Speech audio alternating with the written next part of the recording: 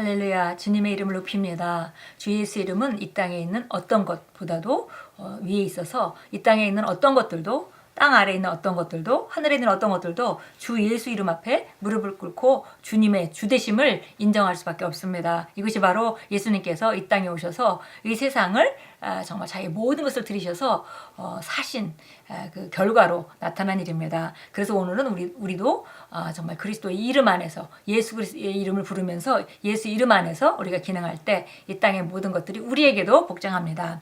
2월 25일 목요일입니다. 그리고 오늘 말씀의 실제 제목은 하나님의 거울을 사용하십시오. 하나님의 거울을 사용하십시오. 야고보서 1장 23절 25절 우리 같이 읽겠습니다. 누구든지 말씀을 듣기만 하는 자가 되고 행하는 자가 되지 않는 사람은 거울로 자기의 타고난 얼굴을 보는 사람과 같으니 이는 그가 자기를 보고는 가서 즉시 자기가 어떻게 생겼는지 잊어버립니다. 그러나 자유의 온전한 법을 주시하고 그 안에 계속 머물러 있는 자는 듣고 잊어버리는 자가 아니라 오히려 실행하는 자니 이 사람은 그의 행실로 복을 받으리라. 이 성경 구절이 정말 그 신약적인 접근을 이해하지 못하고는 정말 이해하기 힘든 그런 성경 구절입니다.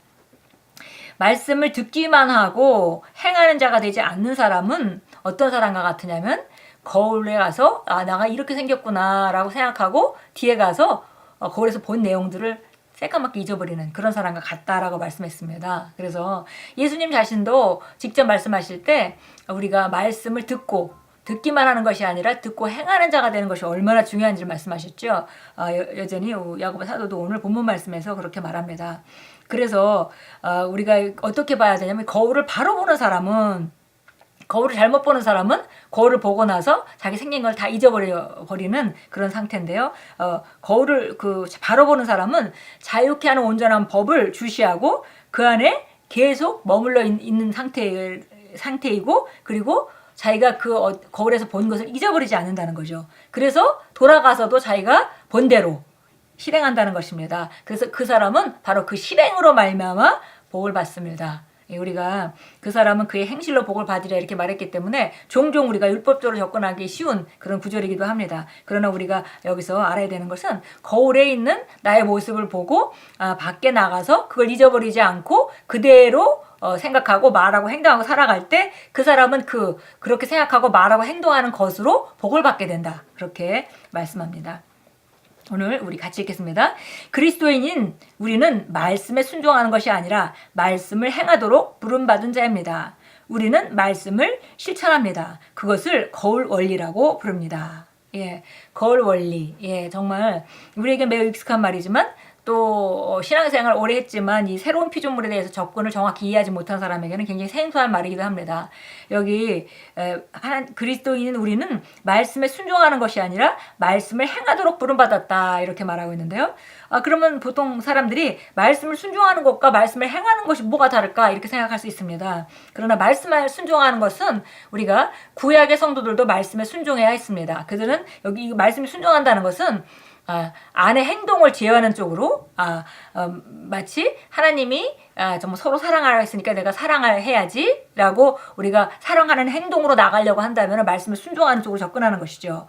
근데 말씀을 행하도록 부르심을 받은 것은 그리스도 예수 안에서 오늘 우리가 본문 말씀을 읽었던 것 같이 내 안에 있는 그 능력, 본성, 그러니까 바로 그 그리스도의 사랑이 내 안에 부어졌다는 그 사실을 믿고 우리가 믿는 대로 우리가 그 안에 그런 능력이 있다는 걸 믿기 때문에 그 능력을 풀어놓은 쪽으로 접근한다면 그것은 말씀을 행하는 자가 되는 것이죠. 그래서 말씀에 순종하는 것은 밖에 행동을 다루는 것이고 말씀을 행하는 것은 우리 본성, 우리 안으로부터 있는 능력을 풀어놓아서 나가는 방법이고 그래서 상당히 비슷한 것 같지만 사실은 다릅니다. 왜냐하면 우리 안에 있는 본성을 풀어놓는 작업을 하지 않는다면 말씀에 순종하려고 밖을 제어하는 것은 한계가 있기 때문입니다. 그래서 어떤 것은 할 수 있겠지만 어떤 것은 한계에 도달해서 도저히 할 수 없는 상태에 이를 것입니다. 그러나 말씀을 행하도록 부름받은 것은 우리 안에 어떤 능력이 있는지를 알고 그것을 풀어내는 작업으로 가기 때문에 점진적으로 제한 없는 그런 능력 가운데 살게 됩니다. 이것을 바로 우리가 거울 원리다 이렇게 말합니다.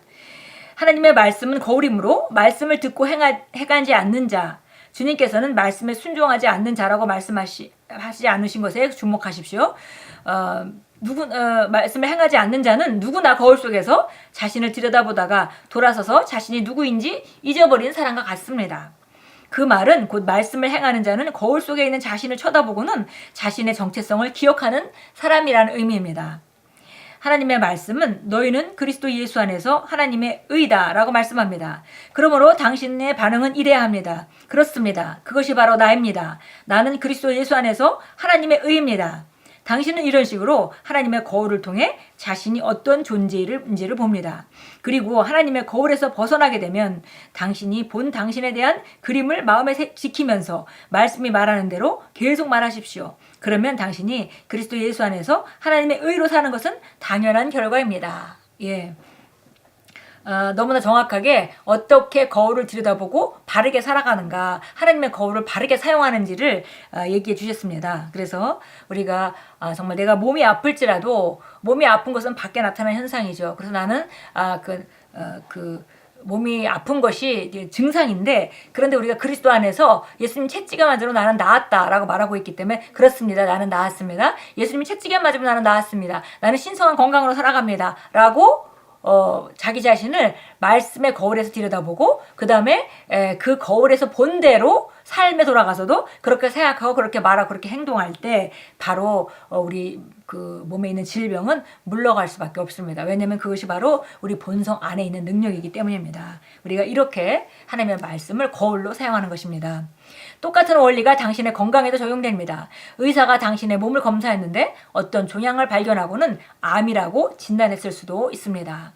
의사는 잘못된 빛을 밝혔던 것입니다. 그는 잘못된 거울을 사용하고 있기 때문에 잘못 반사된 것을 보고 있습니다. 하나님의 말씀이 곧 하나님의 거울입니다. 그리고 그것은 참 빛이기도 합니다. 하나님의 말씀, 곧 하나님의 거울은 당신이 누구이며 무엇을 가지고 있고 또 그리스도 안에서 무엇을 할 수 있는지에 대한 진리를 밝혀줍니다. 그러므로 당신의 몸이나 상황을 진단하기 위해 잘못된 빛을 사용하지 마십시오. 여기서 잘못된 빛이라고 하는 것은 우리가 자연적인 영역에서 감각으로 기능하는 것을 일컫고 있는 것이죠. 하나님의 거울인 말씀을 사용하십시오. 하나님의 거울은 당신이 그리스도 안에서 완전하며 하나님의 영광이라는 사실을 보여줍니다. 하나님의 거울은 당신이 그리스도를 통해서 모든 것을 할 수 있으며 당신을 대적하여 만들어진 어떠한 무기도 형통하지 못할 것임을 보여줍니다. 하나님의 거울은 당신이 영원히 승리하고 결코 불리해질 수 없음을 보여줍니다.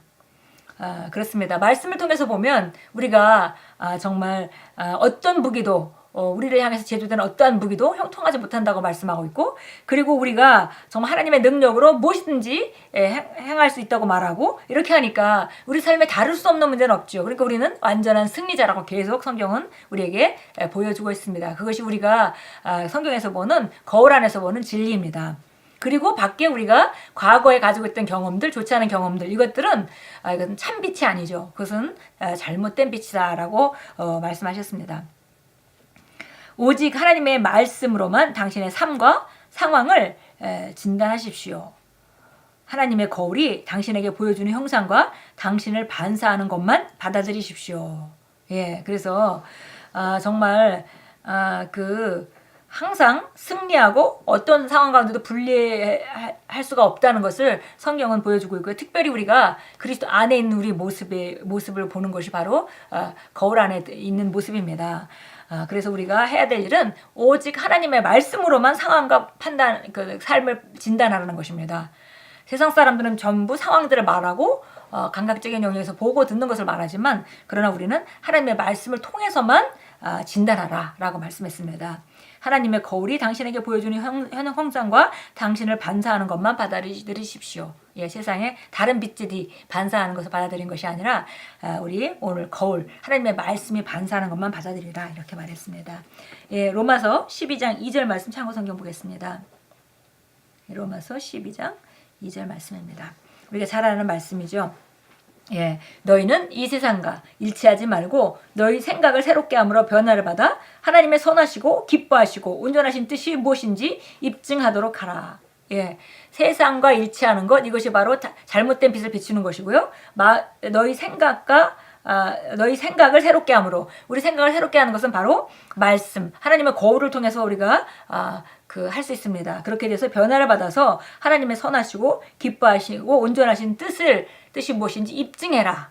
예, 우리가 간증하는 자가 되라. 그러니까 결국 하나님 말씀대로 살아서 그 말씀의 삶 가운데 실제가 되어 나타나는 것, 그것을 입증한다라고 표현했습니다. 그렇게 우리가 하나님의 거울인 그 말씀을 통해서 생각을 새롭게 함으로 이렇게 다른 삶을 살고 간증이 넘치게 하라 이렇게 말씀하고 있습니다.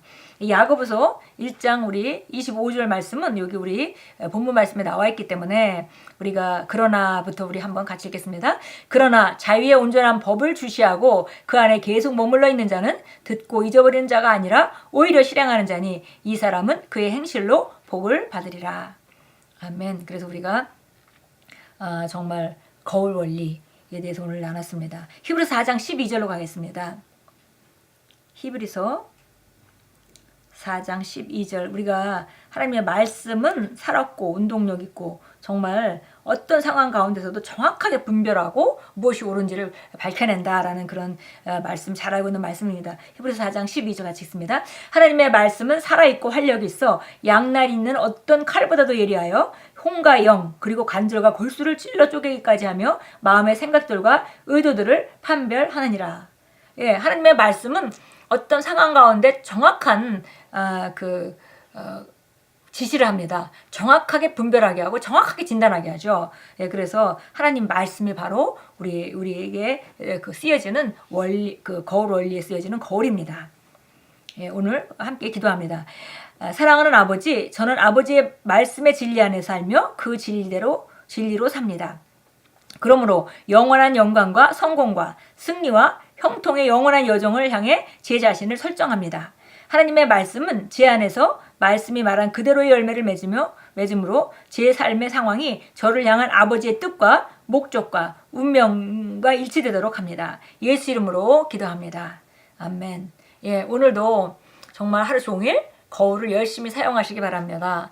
예, 우리가 세상의 삶에서 다른 일들을 하고 할 수밖에 없는 여러 가지 다른 일들을 하다가 우리가 곧 다시 거울을 다시 기억하면서 하나님 말씀을 기억하면서 하나님 말씀은 이 분야에 정말 내가 실패할 수밖에 없는 것 같은 이런 상황 가운데 나를 어떻다고 말씀하는가.